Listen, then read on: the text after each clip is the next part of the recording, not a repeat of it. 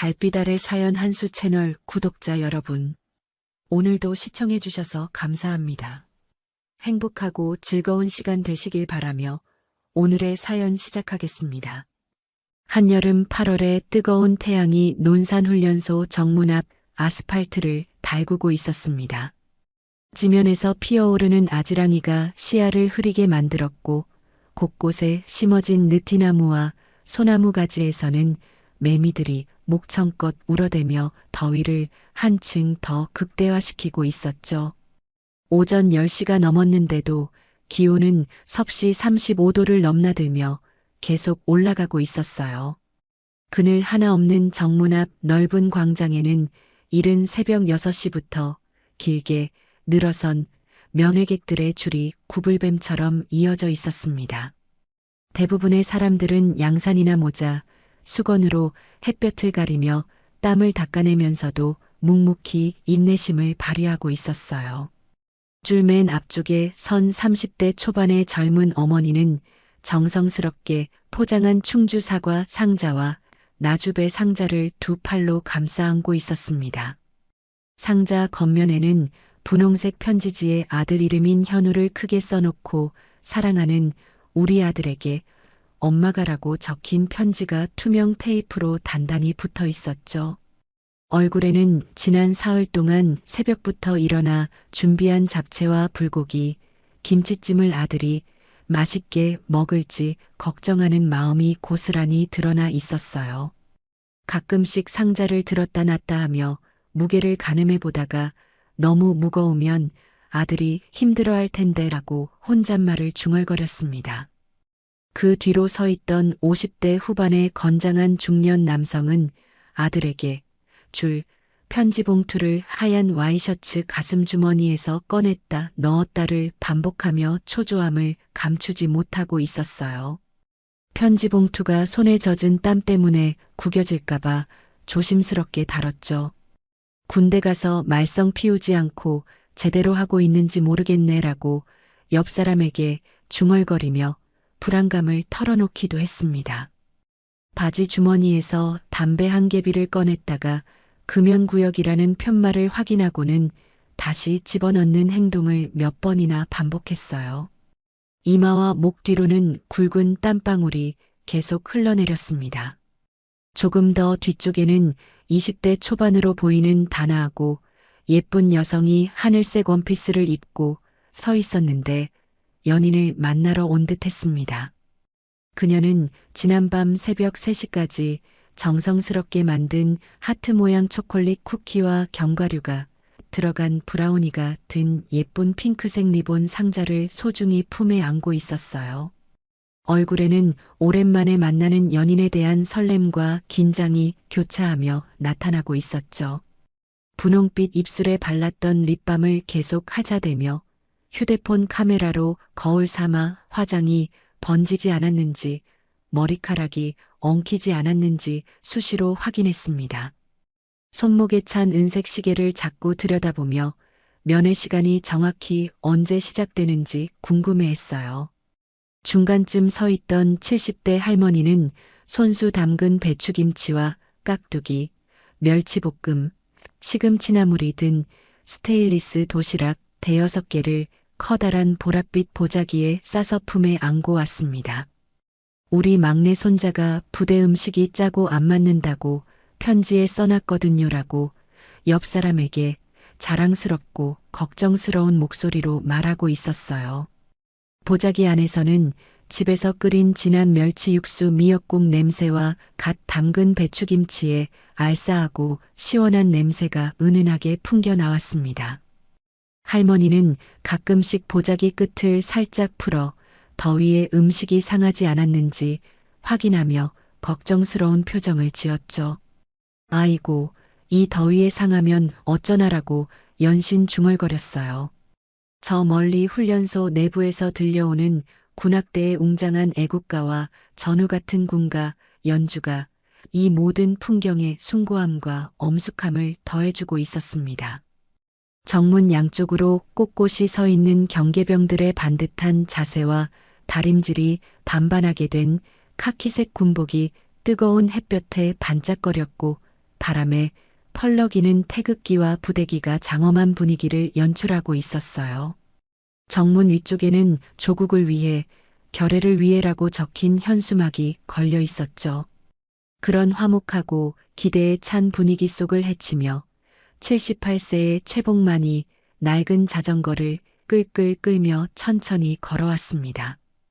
그는 오래전부터 써온 듯한 해진 회색 야구 모자를 깊숙이 눌러 쓰고 있었어요. 모자의 원래 색깔은 알아볼 수 없을 정도로 햇볕에 발해 있었고 챙 부분은 오랜 사용으로 인해 손때가 타서 번질번질했습니다.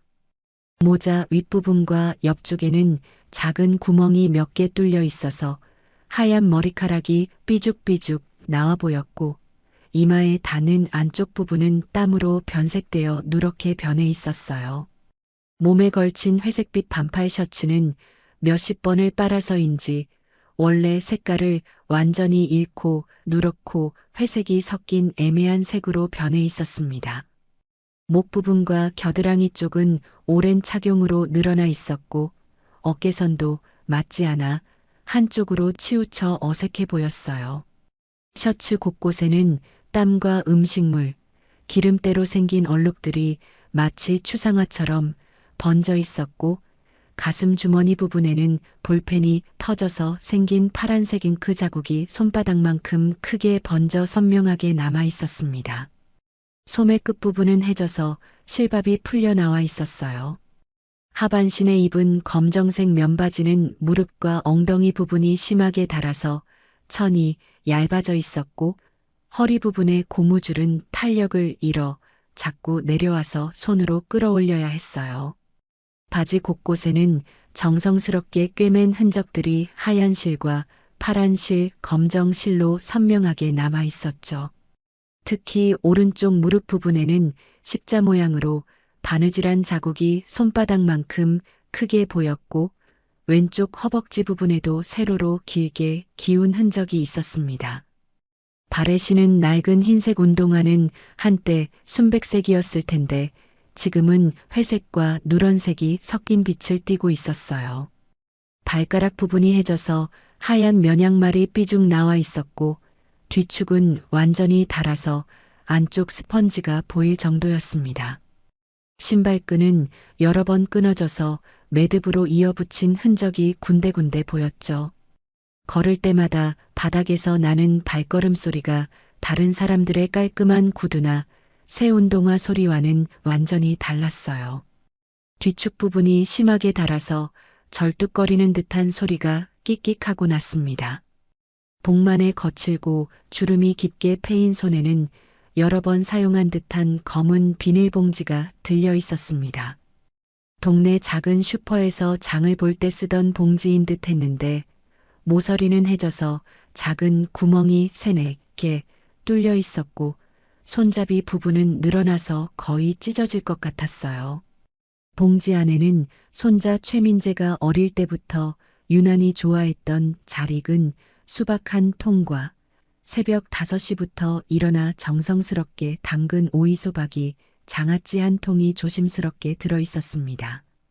수박은 어제 오후 동네 장터 과일 가게에서 나이 지긋한 상인 아저씨와 함께 일일이 손으로 두드려보며 소리를 듣고 색깔과 무늬를 살펴보며 가장 달고 맛있을 것으로 골랐어요. 이거 정말 당도 높아요, 할아버지. 손자분이 틀림없이 좋아하실 거예요 라는 상인의 말을 믿고 평소보다 2,000원 비싼 값을 주고 샀죠. 장아찌는 민재가 초등학교 3학년 때 여름휴가로 할아버지 집에 왔을 때 할아버지가 담근 오이지가 세상에서 제일 맛있어요. 엄마가 사온 거보다 100배는 맛있어요 라고 했던 말을 기억하며 간을 조금 더 세게 하고 마늘과 생강도 평소보다 많이 넣어서 부대 생활에 지치고 입맛 없어 할 손자가 밥맛을 찾을 수 있도록 특별히 정성껏 준비한 것이었습니다. 복만은 긴 줄 맨 끝에 서서 차례를 기다리며 주변을 두리번거리며 둘러봤습니다. 자신과는 확연히 다른 깔끔하고 정갈한 옷차림의 면회객들 사이에서 주눅이 들고 위축될 수밖에 없었지만 곧 손자 민재를 만날 수 있다는 생각에 가슴이 두근거렸어요. 비닐봉지를 꼭 잡은 손에는 힘이 들어가 있었고 입술은 바싹 말라서 자꾸 혀로 핥으며 침을 삼켰습니다. 민재가 건강하게 잘 지내고 있을까, 많이 야위지는 않았을까 하는 걱정이 머릿속을 계속 맴돌았어요. 바로 그때였습니다. 정문 옆쪽 철문으로 군 헌병 호송차가 낮고 무거운 디젤 엔진음을 울리며 천천히 들어오고 있었어요. 흰색 대형 승합차의 뒷좌석 창문들은 반투명한 검은색 필름으로 가려져 있었지만 그 너머로 포승줄에 묶인 훈련병의 어깨와 뒷모습, 옆모습이 희미하게 보였습니다. 차 안에는 헌병 2명이 양쪽에 앉아 있는 것 같았어요. 면회줄에 서 있던 사람들 사이에서 호기심과 안타까움이 섞인 웅성거림과 수군거림이 일어나기 시작했습니다. 어머, 저 훈련병 뭔가 큰 사고라도 친 모양이네요. 아이고, 저런 일이 있나? 부모님 얼굴에 먹칠하고 영창 가는 건가요? 참 안 됐네요. 부모 마음이 얼마나 아프겠어요. 요즘 젊은 애들이 정신을 못 차리고 군기가 빠져서 이런 일이 생기는 거 아니에요? 저러면 징계받고 저녁도 늦어지는 거 아니에요? 복만도 다른 사람들처럼 호기심과 안타까움이 섞인 눈길로 천천히 지나가는 흰색 차량을 바라봤습니다. 그런데 차창 너머로 보이는 훈련병의 옆모습을 제대로 본 순간 복만의 온몸이 순식간에 얼어붙었어요. 그 사람은 바로 손자 최민재였거든요. 민재의 눈이 잠깐 창밖으로 향했고 할아버지와 시선이 딱 마주쳤습니다. 그 짧은 1초도 안 되는 순간 민재의 눈빛에는 억울함과 미안함, 그리고 할아버지를 보는 반가움과 부끄러움이 동시에 담겨 있었어요. 하지만 바로 옆에 앉은 헌병이 민재의 고개를 획 돌리며 강제로 시선을 차단해버렸죠. 복만의 심장이 쿵쾅쿵쾅 격렬하게 뛰기 시작했고 손에 들고 있던 비닐봉지가 덜덜 떨렸습니다. 복만은 온몸이 얼어붙은 채로 호송차가 훈련소 안쪽으로 사라질 때까지 멍하니 바라봤습니다. 다리에 힘이 빠져 주저앉을 것 같았지만 간신히 버티며 면회 접수 창구 쪽으로 발걸음을 옮겼어요. 비닐봉지를 든 손이 심하게 떨려서 안에 들어있던 수박이 딸랑거리는 소리가 났습니다. 목구멍이 바싹 말라서 침을 삼키려 해도 침이 나오지 않았죠. 면회 접수 창구는 에어컨이 빵빵하게 나오는 사무실 안에 있었습니다. 유리창 너머로 보이는 장동혁 중위는 30대 초반으로 보였는데 반듯하게 빗어 넘긴 머리와 각진 턱선이 인상적이었어요. 그는 하얀 와이셔츠 위에 정갈하게 다림질된 군복을 입고 있었고 가슴에는 여러 개의 훈장과 계급장이 반짝거렸습니다.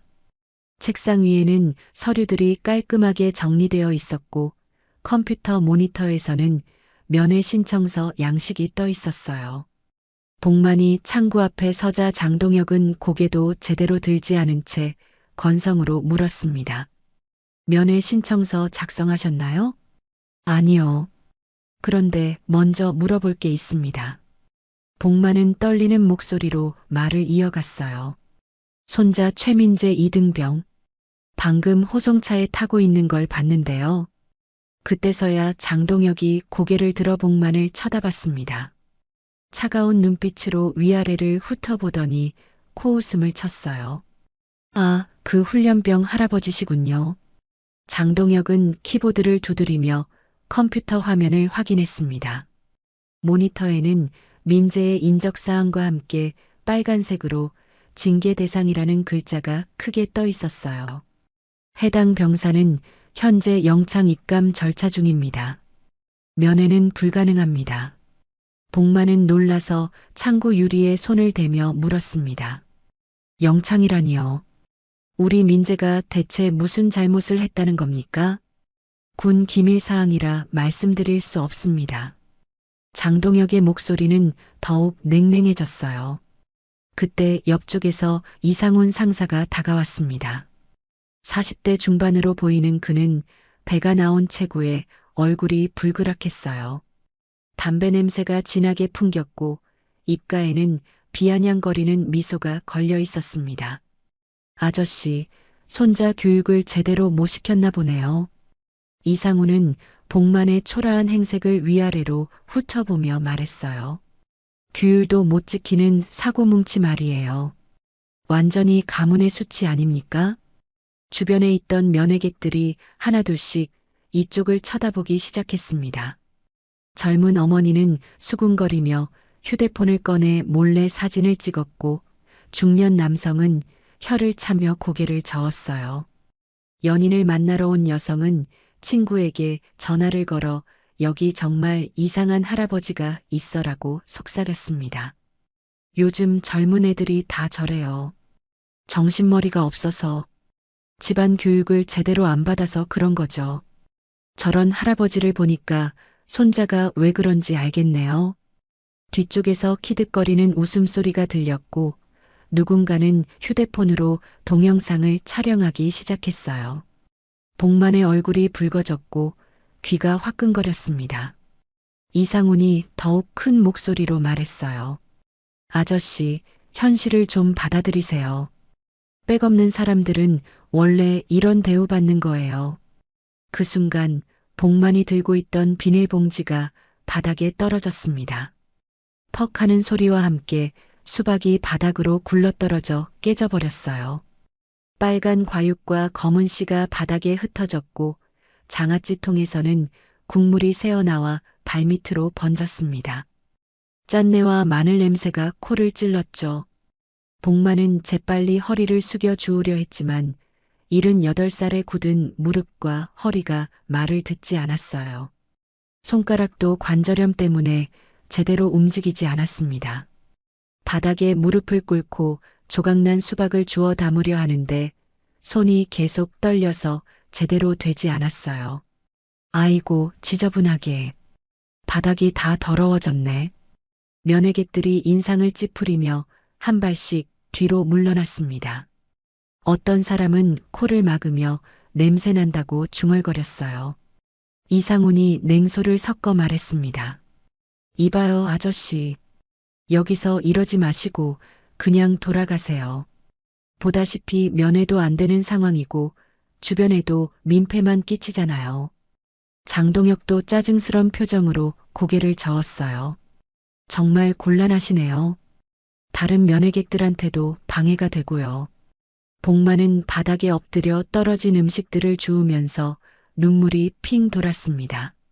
새벽부터 정성껏 준비한 수박과 장아찌가 바닥에서 뒹굴고 있는 모습을 보니 가슴이 미어졌어요. 더구나 손자가 영창에 갇혀 있다는 말을 듣고 나니 온 세상이 무너지는 것 같았습니다.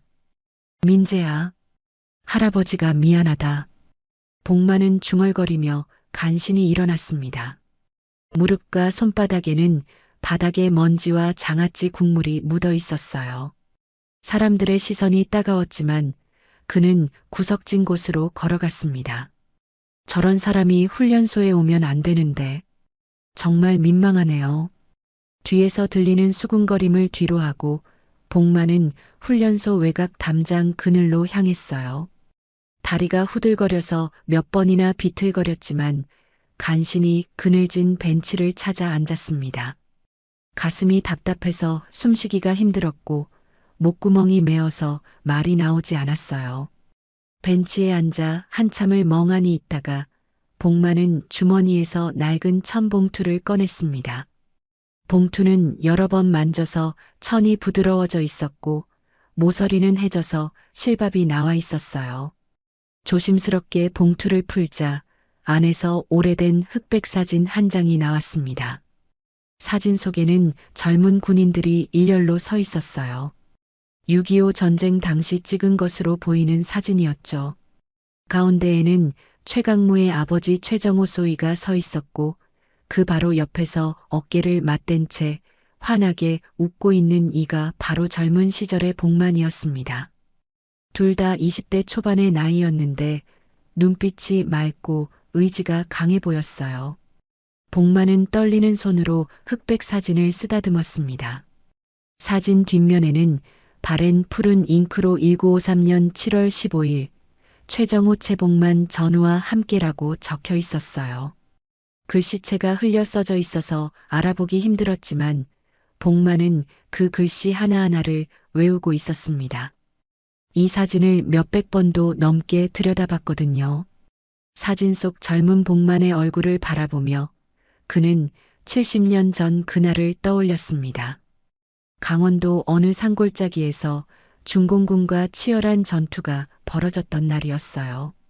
탄약이 떨어져 가고 있는 상황에서 최정호 소위가 적진 한복판으로 정찰을 나가야 하는 임무를 받았었죠. 그때 복만이 자원해서 함께 갔습니다. 정호야, 나 혼자 가면 된다. 너는 여기 남아 있어. 안 됩니다, 소위님. 혼자 가시면 너무 위험해요. 둘은 밤새 적진을 돌아다니며 중공군의 위치를 파악했고 새벽에 아군 진지로 돌아와 정보를 전달할 수 있었어요. 그 덕분에 우리 부대는 적의 기습을 피할 수 있었죠. 전투가 끝난 후 찍은 사진이 바로 이것이었습니다. 복만의 눈가에 눈물이 맺혔어요. 그때 최정호는 말했었죠. 복만아, 우리는 이제 진짜 형제다.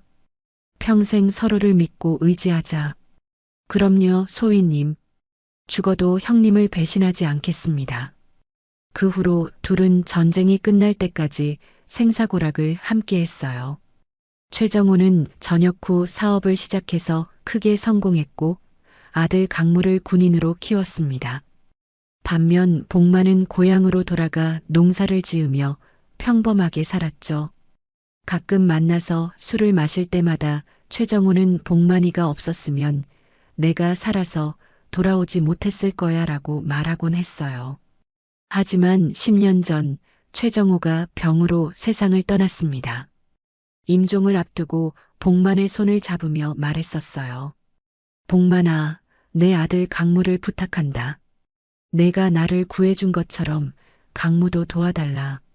복만은 사진을 가슴에 꼭 안으며 중얼거렸습니다. 정호야, 내 전우의 손자가 억울하게 당하고 있다. 민재는 착한 아이야. 절대 나쁜 짓을 할 아이가 아니라고. 그는 주머니에서 낡은 피처폰을 꺼냈어요. 10년도 넘은 구형 휴대폰이었는데 액정 화면에는 금이가 있었고 버튼들은 눌린 자국으로 반들반들했습니다. 복만은 떨리는 손가락으로 단축번호 1번을 눌렀어요. 신호음이 몇 번 울린 후 굵직한 남성의 목소리가 들렸습니다. 여보세요? 강무야. 선배님이시군요. 어떻게 지내세요? 최강무의 목소리에는 반가움이 묻어났어요. 하지만 복만의 목소리를 듣자마자 뭔가 이상하다는 걸 눈치챘죠. 선배님 목소리가 이상한데 무슨 일이라도 있으세요? 복만은 목이 메어서 말이 나오지 않았습니다. 한참 침묵이 흐른 후에야 간신히 입을 열었어요. 강무야, 우리 민재가 영창에 끌려갔다. 뭐라고요? 민재가? 전화기 너머로 최강무가 놀라는 기색이 역력했어요. 어떻게 된 일인지 자세히 말씀해 주세요. 복만은 떨리는 목소리로 오늘 있었던 일을 차근차근 설명했습니다. 호송차에서 본 민재의 모습부터 면회 창구에서 당한 모욕까지 모든 걸 털어놨어요. 말하는 도중에도 목이 메어서 몇 번이나 말을 멈춰야 했습니다. 그 아이 눈빛을 봤어, 강무야. 억울한 눈빛이었어. 민재는 절대 나쁜 짓을 할 아이가 아니야. 내 아버지가 날 믿었듯이 난 민재를 믿는다. 전화기 너머로 최강무의 깊은 한숨이 들렸어요. 선배님, 제가 지금 당장 확인해 보겠습니다. 논산에 계시죠? 응, 훈련소 앞에 있어. 1시간만 기다려주세요. 제가 직접 가겠습니다. 강무야, 미안하다. 내가 바쁜데. 무슨 말씀을 하세요? 선배님 일이 제 일이죠. 제 아버지가 살아계셨다면 똑같이 하셨을 겁니다. 전화를 끊고 복만은 벤치에 등을 기댔어요. 하늘을 올려다보니 구름 한 점 없이 맑았지만 가슴속은 먹구름이 가득했습니다. 손자 민재가 무슨 일을 당하고 있는지, 지금 어떤 기분일지 생각하니 가슴이 찢어질 것 같았어요. 민재야, 조금만 기다려라. 할아버지가 꼭 너를 구해줄게. 그때 멀리서 헬기 소리가 들려오기 시작했습니다. 웅웅거리는 로터 소리가 점점 가까워오고 있었어요. 복만은 고개를 들어 하늘을 바라봤죠. 저 멀리 서쪽 하늘에서 작은 점 2개가 이쪽으로 날아오고 있었습니다. 뭔가 큰 일이 벌어지는 건가? 복만뿐만 아니라 훈련소 앞에 있던 다른 면회객들도 하늘을 올려다보기 시작했어요. 헬기 소리는 점점 더 커졌고 이제는 2대가 아니라 여러 대인 것 같았습니다. 정문 쪽에서는 경계병들이 무전기를 들고 급하게 통화하는 모습이 보였어요. 뭔가 긴급한 상황이 벌어지고 있는 것 같았습니다. 어머, 저게 뭐야? 헬기가 이렇게 많이 오는 걸 보니까 큰 인물이 오는 건가? 혹시 대통령이라도 오시는 건 아니겠죠? 면회객들 사이에서 웅성거림이 일어났어요. 누군가는 휴대폰으로 동영상을 찍기 시작했고 누군가는 친구에게 전화를 걸어 상황을 알렸습니다. 복만도 궁금한 마음에 일어나서 정문 쪽을 바라봤어요. 하늘에서는 헬기들이 점점 더 가까이 오고 있었고 지상에서는 여러 대의 군용 차량이 줄지어 접근하고 있었습니다. 뭔가 엄청난 일이 벌어지려는 것 같았죠. 하늘에서 들려오던 헬기 소리가 점점 더 커지면서 논산 상공을 가득 메우기 시작했습니다. 처음에는 작은 점처럼 보이던 헬기들이 이제는 그 위용을 드러내며 훈련소 쪽으로 접근하고 있었어요. 맨 앞서 날아오는 것은 육군의 대형 수송 헬기였고 그 뒤를 이어 해군과 공군, 해병대 헬기들이 편대를 이루며 따라오고 있었습니다.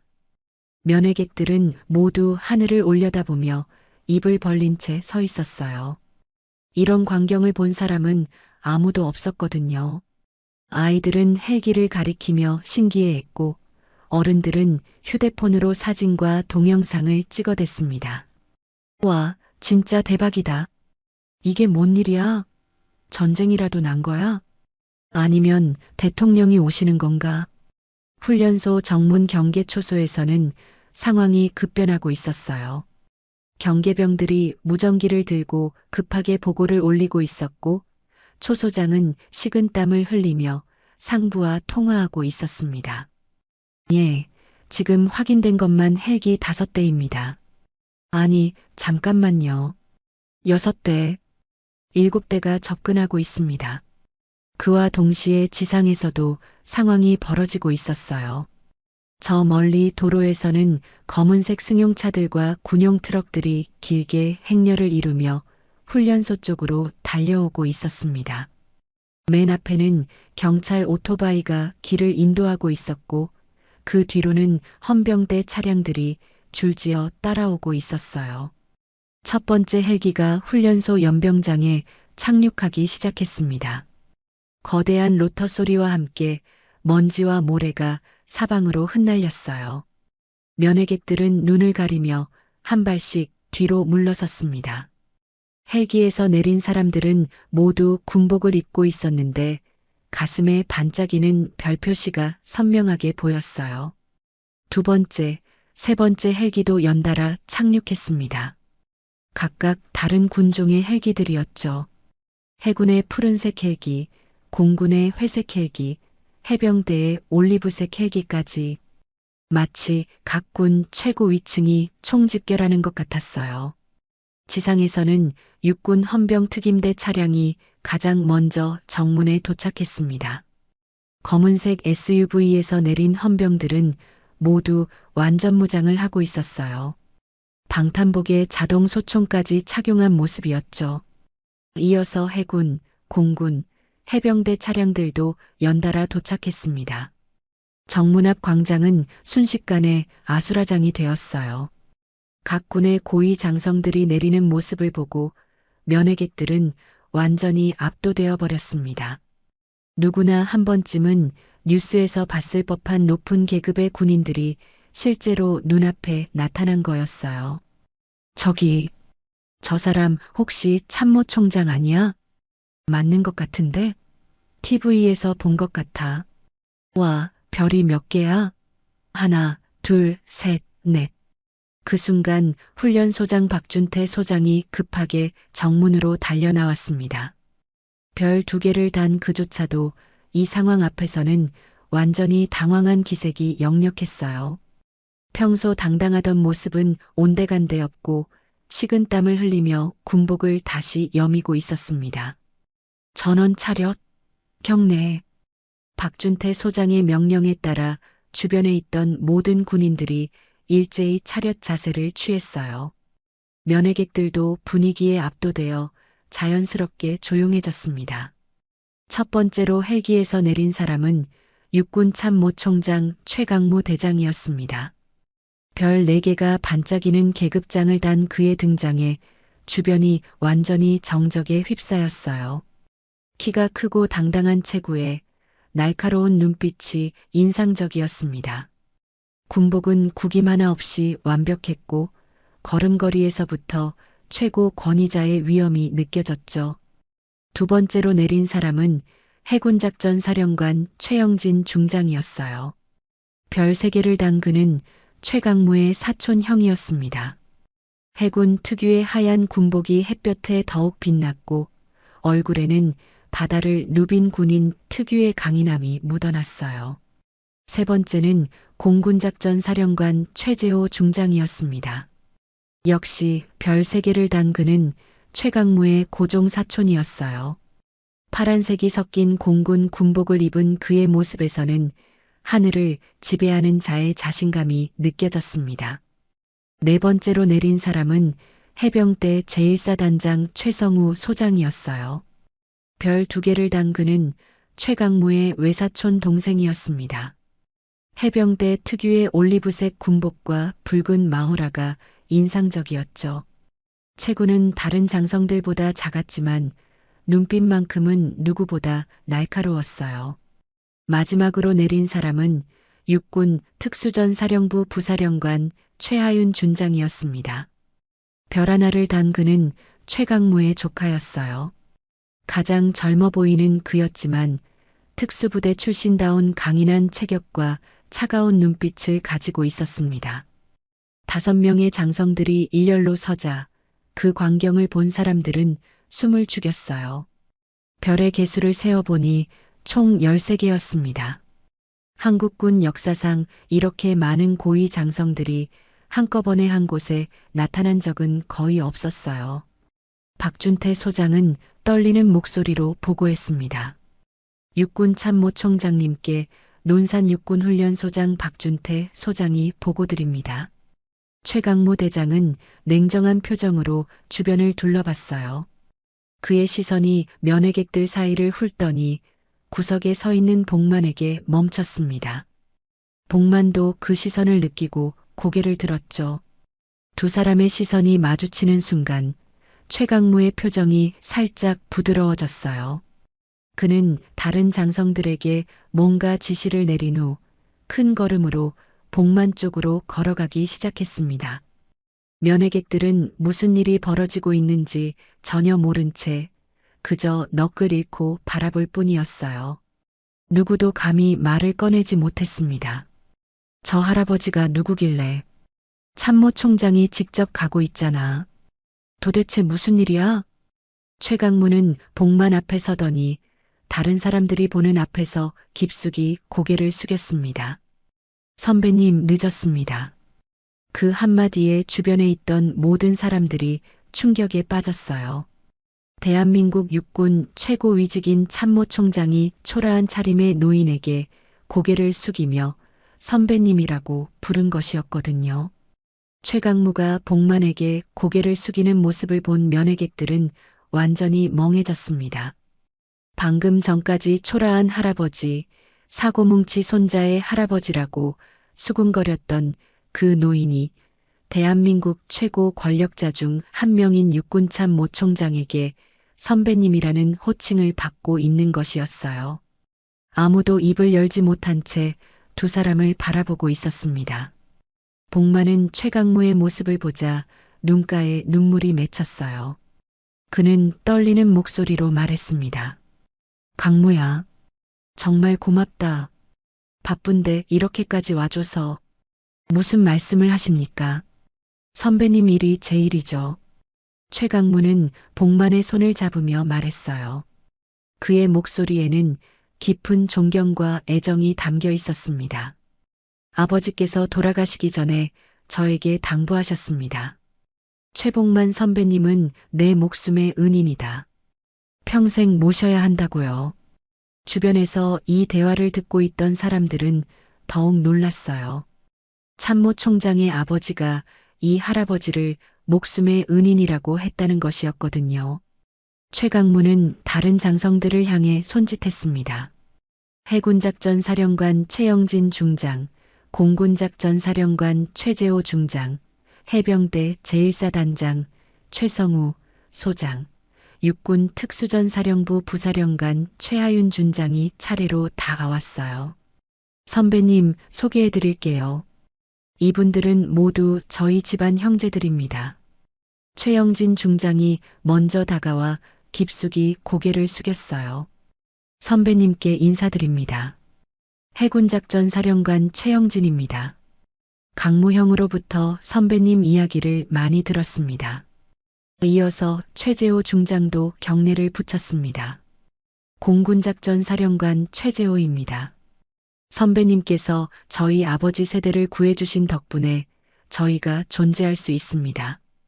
최성우 소장과 최하윤 준장도 차례로 경례를 붙이며 인사했어요. 별 13개를 단 5명의 장성이 일렬로 서서 한 노인에게 고개를 숙이는 장면은 그야말로 장관이었습니다. 면회객들은 이 광경을 보며 완전히 압도되어 있었어요. 특히 아까 복만을 무시하고 비웃었던 사람들은 얼굴이 새하얗게 질려 있었습니다. 저게 뭐야? 대체 저 할아버지가 누구야? 별이 13개라고? 최강무는 복만에게 말했습니다. 선배님 민재 이등병 건에 대해 지금 즉시 조사하겠습니다. 억울한 일이 절대 없도록 하겠어요. 그때 박준태 소장이 식은땀을 흘리며 다가왔어요. 그는 상황을 전혀 파악하지 못하고 있었습니다. 참모 총장님 무슨 일이신지. 최강무의 표정이 급격히 차가워졌어요. 그는 박준태를 날카로운 눈빛으로 바라보며 말했습니다. 박준태 소장, 최민재 이등병이 현재 어떤 상황인지 즉시 보고하라. 예. 그 훈련병은 현재 영창 입감 절차를 밟고 있습니다. 무슨 죄목으로? 박준태는 당황하며 더듬거렸어요. 그게 군기 위반 및 규율 불복종으로. 구체적인 사실관계를 말하라. 최강무의 목소리가 차갑게 울렸습니다. 박준태는 식은땀을 더욱 흘리며 중얼거렸어요. 죄송합니다. 제가 직접 파악하지 못해서 담당 간부를 불러오겠습니다. 그때 최하윤 준장이 한 걸음 앞으로 나왔습니다. 참모 총장님, 제가 특수전사령부 헌병수사대를 투입해서 즉시 조사하겠습니다. 그렇게 하라. 최강무는 고개를 끄덕이며 말했어요. 모든 관련자들을 소환하고 CCTV 영상도 모두 확보하라. 단 한 가지도 빠뜨리지 말고. 그 순간 면회 접수 창구 쪽에서 장동혁 중위와 이상훈 상사가 황급히 뛰어나왔어요. 둘 다 얼굴이 창백해져 있었습니다. 상황이 심상치 않다는 걸 직감했거든요.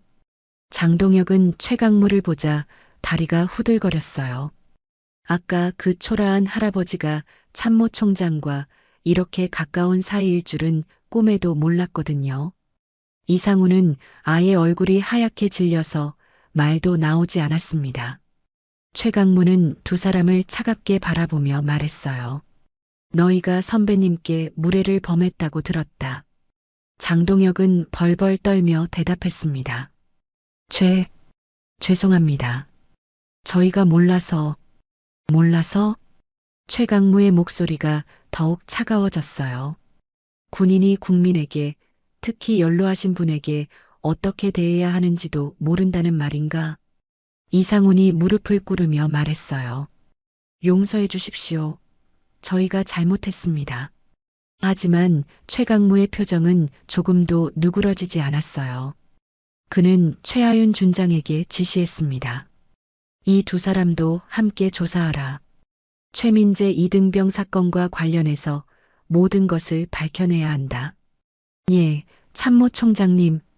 최하윤 준장이 헌병들에게 손짓하자 완전무장한 헌병들이 장동혁과 이상훈 주변을 에워쌌어요. 두 사람은 완전히 절망한 표정이 되었습니다. 그때 최강무가 복만에게 말했습니다. 선배님, 잠시만 기다려주세요. 진실을 반드시 밝혀내겠습니다. 복만은 고개를 끄덕이며 말했어요. 강무야, 민재만 무사하면 된다. 다른 건 상관없어. 선배님의 손자는 제 조카나 마찬가지입니다. 걱정하지 마세요. 면회객들은 이 모든 상황을 보며 완전히 충격에 빠져 있었어요. 아까까지 무시하고 비웃었던 할아버지가 이런 어마어마한 배경을 가지고 있을 줄은 아무도 몰랐거든요. 특히 휴대폰으로 복만을 촬영했던 사람들은 급하게 동영상을 삭제하기 시작했습니다. 훈련소 내부에서는 긴급 상황이 벌어지고 있었어요. 모든 간부들이 소집되었고 최민재 이등병 사건과 관련된 모든 자료와 증거들이 수집되기 시작했습니다. 진실이 밝혀지기까지는 그리 오랜 시간이 걸리지 않을 것 같았어요. 훈련소 본부 회의실에는 긴장감이 가득했습니다. 길고 넓은 테이블 중앙에는 최민재 이등병과 관련된 두꺼운 파일들이 쌓여 있었어요. CCTV 영상 자료, 목격자 진술서, 그리고 각종 증거 자료들이 정리되어 있었습니다. 회의실 벽면에는 대형 모니터가 설치되어 있어서 관련 영상들을 바로 확인할 수 있었죠. 최하윤 준장이 직접 지휘하는 특수전사령부 헌병수사대가 불과 40분 만에 모든 증거를 수집해 왔어요.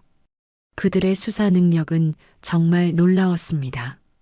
평소에는 국가 기밀 사건을 다루던 전문가들이었거든요. 보고 드리겠습니다. 수석 수사관인 김대위가 자료를 펼치며 말했어요. 그의 목소리는 차분했지만 분노가 섞여 있었습니다. 최민재 이등병은 지난 사흘 전 저녁 부대 내 군수품 창고에서 불법 거래 현장을 목격했습니다. 모니터에 CCTV 영상이 재생되었어요. 어두운 창고 안에서 몇 명의 간부들이 군수품 상자들을 트럭에 옮기고 있는 모습이 선명하게 보였습니다. 그리고 그 모습을 우연히 보게 된 민재가 급하게 그 자리를 벗어나는 장면도 포착되어 있었어요. 거래 품목은 군용 전투 식량 2,000여 개, 군복 300여 벌, 그리고 각종 장비들이었습니다. 시가로 환산하면 약 3천만 원 상당입니다. 최강무의 표정이 점점 더 굳어졌어요. 그는 주먹을 쥐며 말했습니다. 누가 주도했는가? 부대 보급 담당 최규섭 대위가 주범이고 장동혁 중위가 공모했습니다. 이상훈 상사는 현장 감시 역할을 했고요. 김대위가 다음 영상을 틀었어요. 이번에는 민재가 중대장실을 찾아가는 모습이었습니다. 최민재 이등병은 다음 날 아침 중대장에게 이 사실을 보고하려 했습니다. 하지만 영상 속에서 민재가 중대장실 문 앞에서 망설이다가 돌아서는 모습이 보였어요. 왜 보고하지 않았는가? 최영진 중장이 물었습니다. 중대장이 최규섭 대위와 같은 고향 출신이고 평소 친밀한 관계였기 때문입니다. 민재 이등병은 보고에도 묵살될 것을 우려했던 것 같습니다. 그 순간 회의실 문이 열리며 최규섭 대위가 헌병들에게 연행되어 들어왔어요. 그는 이미 모든 것을 자백한 상태였습니다. 얼굴은 창백했고 손은 수갑에 묶여 있었어요. 최규섭 대위, 사실대로 말하라. 최강무의 차가운 명령에 최규섭은 떨리는 목소리로 대답했습니다. 죄송합니다. 제가 군수품을 빼돌려서 민간업체에 팔았습니다. 최민재 이등병은 어떻게 처리하려 했는가? 그 훈련병이 저희 현장을 봤다는 걸 알았습니다. 그래서 미리 없애버리려고. 최규섭의 고백이 이어졌어요. 그들은 민재가 신고할 것을 우려해서 미리 조작된 혐의를 씌우려 했던 것입니다. 장동혁 중위에게 지시해서 민재를 규율 위반으로 몰아갔습니다. 영창에 넣어서 입을 막으려 했고요. 김대위가 추가 자료를 제시했어요. 더 심각한 것은 이들이 민재 이등병을 사고뭉치로 만들어서 전역 후에도 사회생활에 지장을 주려 했다는 점입니다. 최재호 중장이 분노를 참지 못하며 책상을 쳤어요. 정의로운 병사를 이렇게 모함하다니, 이것이 군인이 할 짓인가? 최성우 소장도 주먹을 쥐며 말했습니다. 해병대였다면 즉시 군법회의감이다. 그때 또 다른 영상이 재생되었어요. 오늘 오전 복만이 면회 신청을 했을 때의 장면이었습니다. 장동혁과 이상훈이 복만을 모욕하고 비웃는 모습이 고스란히 담겨 있었어요. 저런 사람이 훈련소에 오면 안 되는데, 백없는 사람들은 원래 이런 대우받는 거예요. 영상 속 이상훈의 말을 들은 장성들의 얼굴이 더욱 굳어졌습니다. 최강무는 주먹을 꽉 쥐며 말했어요.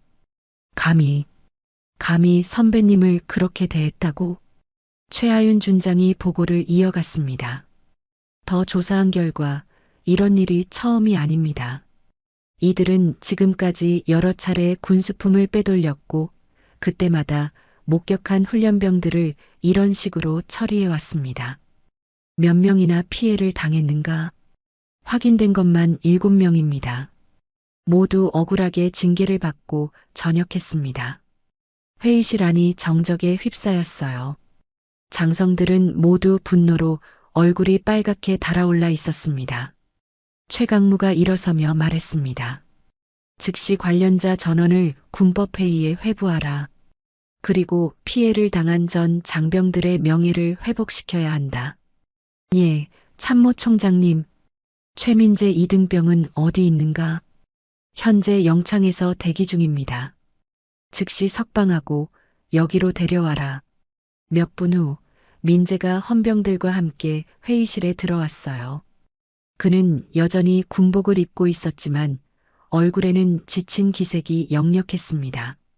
하지만 눈빛만큼은 여전히 맑고 의지가 강해 보였어요.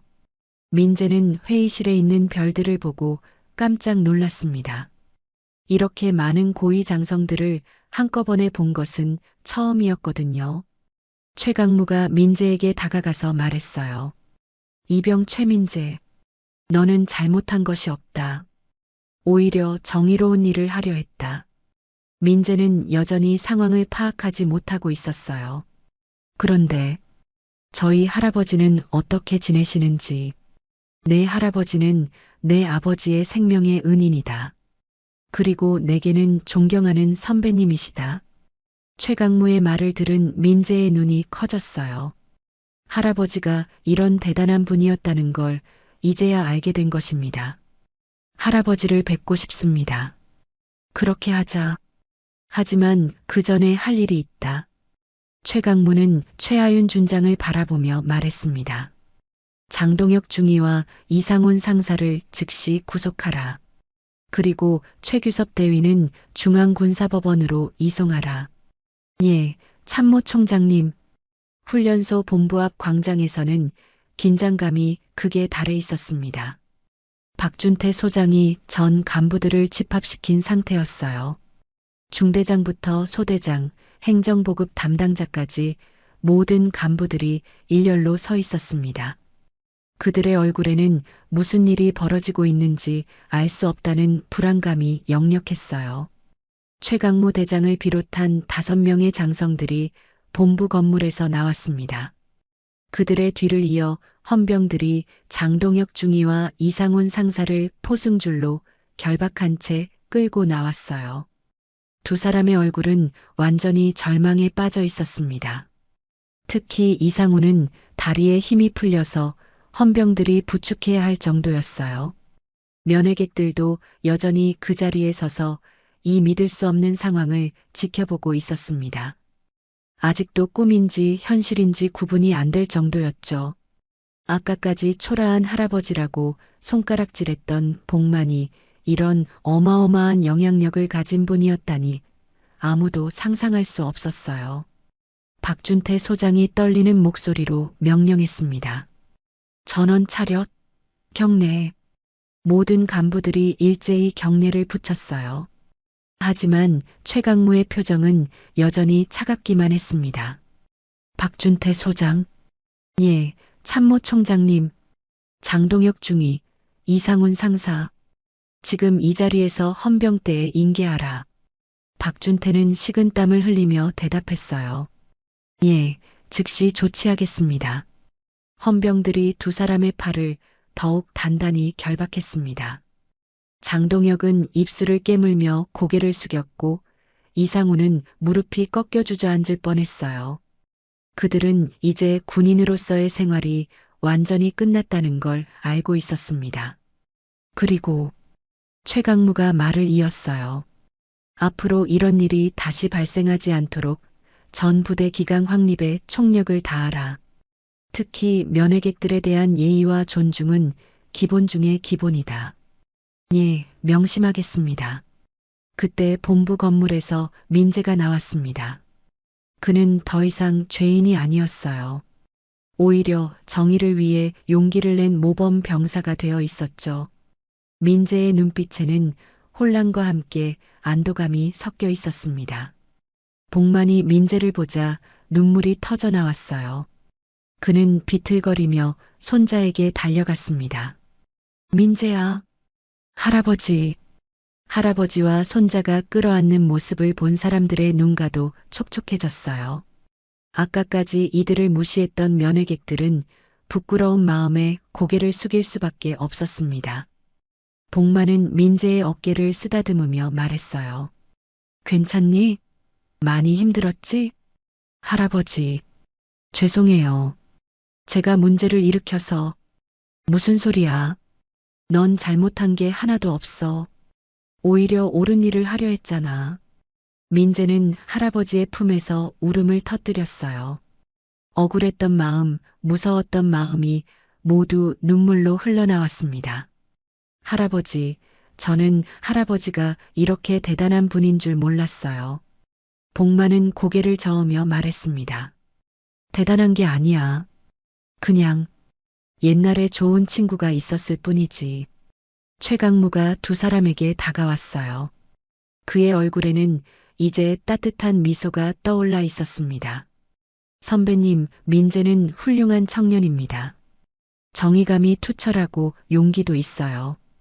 복만은 최강무의 손을 잡으며 말했어요. 강무야, 정말 고맙다. 내 아버지가 살아있다면 너를 자랑스러워했을 거야. 저야말로 선배님 덕분입니다. 아버지의 가르침을 제대로 실천할 수 있었어요. 그때 다른 장성들도 하나씩 다가와서 민재에게 말을 걸었어요. 최영진 중장이 민재의 어깨를 토닥이며 말했습니다. 이병 최민재, 군은 너 같은 병사를 자랑스럽게 생각한다. 최재호 중장도 고개를 끄덕이며 말했어요. 정의를 위해 용기를 낸 내가 진짜 군인이다. 최성우 소장은 민재의 손을 꽉 잡으며 말했습니다. 해병대에서도 너 같은 인재를 원한다. 언젠가 기회가 되면 우리 부대로 와라. 최하윤 준장은 민재에게 조용히 말했어요. 특수부대에서는 정신력이 가장 중요하다. 넌 그걸 충분히 증명했어. 민재는 이 모든 상황이 믿어지지 않았어요. 별 13개를 단 장성들이 자신에게 이렇게 따뜻한 말을 건네다니. 박준태 소장이 떨리는 목소리로 민재에게 말했습니다. 최민재 이등병 부대를 대표해서 정식으로 사과드립니다. 앞으로는 이런 일이 절대 없도록 하겠습니다. 민재는 차렷 자세를 취하며 대답했어요. 소장님, 저는 그저 군인으로서 당연한 일을 했을 뿐입니다.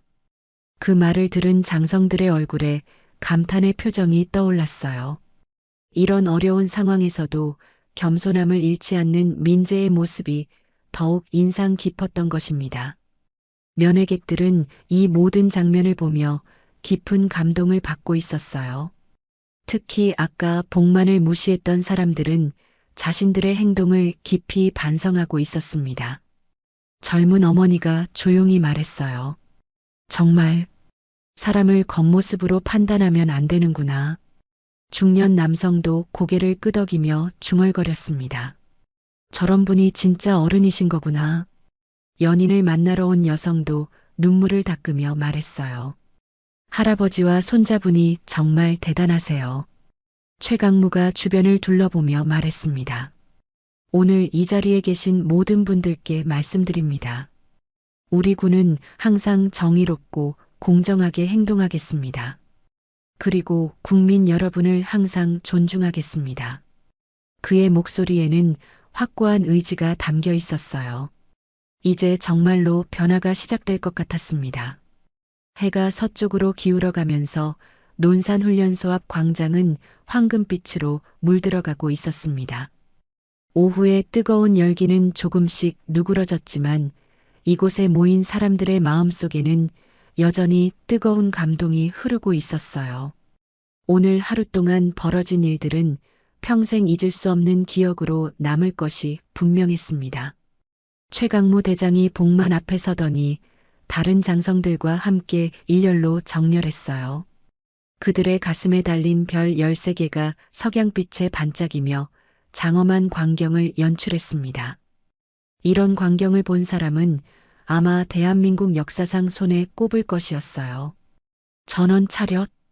최강무의 명령에 따라 5명의 장성이 완벽한 자세를 취했습니다.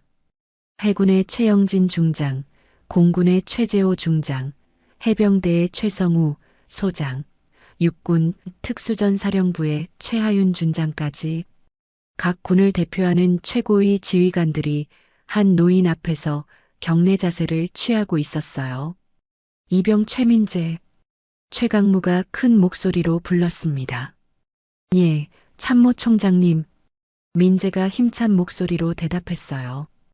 그의 얼굴에는 이제 자신감이 넘치고 있었습니다. 군은 너를 자랑스럽게 생각한다.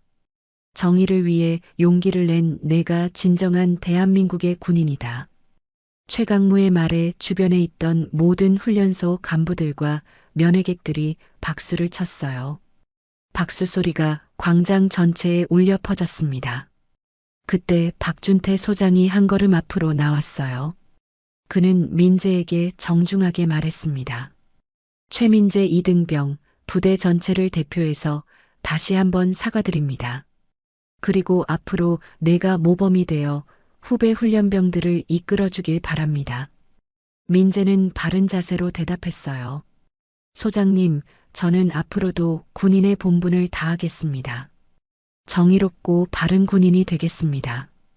최하윤 준장이 민재에게 다가가서 조용히 말했습니다. 민재야, 훈련 끝나고 시간 되면 특수전사령부로 놀러와. 내 같은 정신력을 가진 사람이 우리에게 필요해.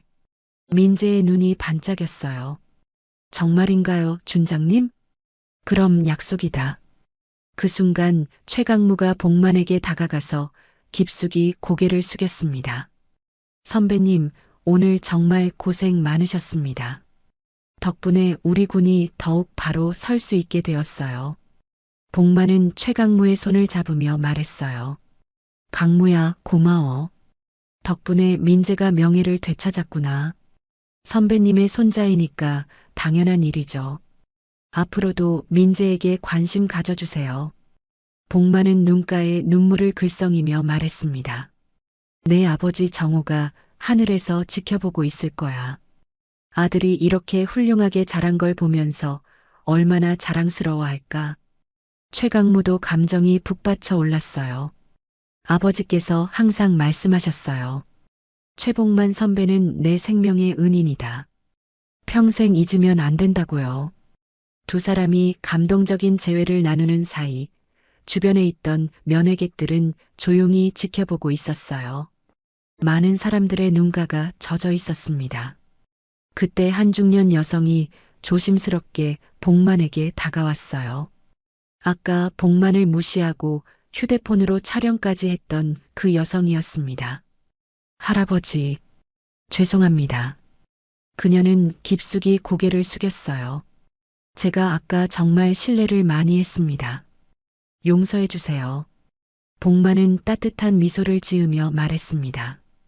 괜찮습니다. 누구나 실수할 수 있어요.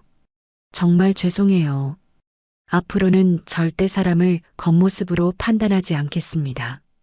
다른 면회객들도 하나둘씩 복만에게 다가와서 사과했어요. 모두들 자신들의 행동을 진심으로 반성하고 있었습니다. 할아버지, 저희가 정말 잘못했습니다. 어른을 제대로 공경하지 못해서 죄송합니다. 복만은 모든 사람들을 따뜻하게 용서해 주었어요. 그의 너그러운 마음씨에 사람들은 더욱 감동받았습니다. 최성우 소장이 민재에게 말했습니다. 민재야, 오늘 일을 계기로 더욱 성장하길 바란다. 어려움이 있어도 포기하지 말고. 예, 소장님. 항상 기억하겠습니다. 최재호 중장도 덧붙였어요. 하늘을 지키는 공군에서도 너 같은 인재를 원한다. 언젠가 기회가 되면 우리 부대도 고려해봐. 최영진 중장은 웃으며 말했습니다. 바다를 지키는 해군은 어떠냐? 우리 해군도 정의로운 젊은이를 환영한다. 민재는 얼굴이 빨갛게 되며 대답했어요. 장군님들, 정말 영광입니다. 어떤 길을 가든지 최선을 다하겠습니다. 해가 점점 더 기울어가면서 이제 정말로 작별할 시간이 다가왔어요. 장성들은 헬기를 타고 각자의 부대로 돌아가야 했고 복만과 민재도 소중한 면회 시간을 가져야 했습니다. 최강무가 마지막으로 말했습니다. 오늘 이 자리에 계신 모든 분들께 말씀드립니다. 이런 일이 다시는 일어나지 않도록 우리 군이 더욱 노력하겠습니다. 그리고 국민 여러분을 항상 존중하고 섬기겠습니다. 그의 말에 모든 사람들이 큰 박수를 쳤어요. 박수 소리는 훈련소 전체에 울려 퍼졌고 저 멀리 훈련받고 있는 다른 훈련병들도 무슨 일인지 궁금해하며 이쪽을 바라봤습니다. 별 13개가 일렬로 서서 복만에게 마지막 경례를 붙이는 장면은 정말로 장관이었어요. 이 광경을 본 사람들은 평생 잊지 못할 것이 분명했습니다. 선배님, 그럼 저희는 이만 돌아가겠습니다. 민재 잘 부탁드려요. 강무야, 조심히 가거라. 오늘 정말 고마웠다. 장성들이 하나씩 헬기에 올라탔어요. 로터가 돌기 시작하면서 바람이 일었고 복만과 민재는 손을 흔들며 작별 인사를 했습니다. 헬기들이 하나씩 이륙해서 하늘로 사라져갈 때까지 사람들은 그 자리에 서서 지켜봤어요. 마치 한 편의 영화를 본 것 같은 기분이었습니다. 모든 헬기가 사라진 후 광장에는 다시 평온이 찾아왔어요. 하지만 사람들의 마음속에는 오늘 일어난 일들이 깊은 인상으로 남아 있었습니다. 그날 이후 논산별 13개 사건은 부대 안팎에서 전설처럼 회자되기 시작했어요. 사람들은 이 이야기를 들을 때마다 감동받았고 다시는 겉모습만으로 사람을 판단하지 않겠다고 다짐했습니다. 복만과 민재는 그날 저녁 늦게까지 함께 시간을 보냈어요. 할아버지는 손자에게 옛날 이야기를 들려주었고 민재는 앞으로 더욱 훌륭한 군인이 되겠다고 약속했습니다. 두 사람 모두에게 오늘은 절대 잊을 수 없는 하루가 되었어요.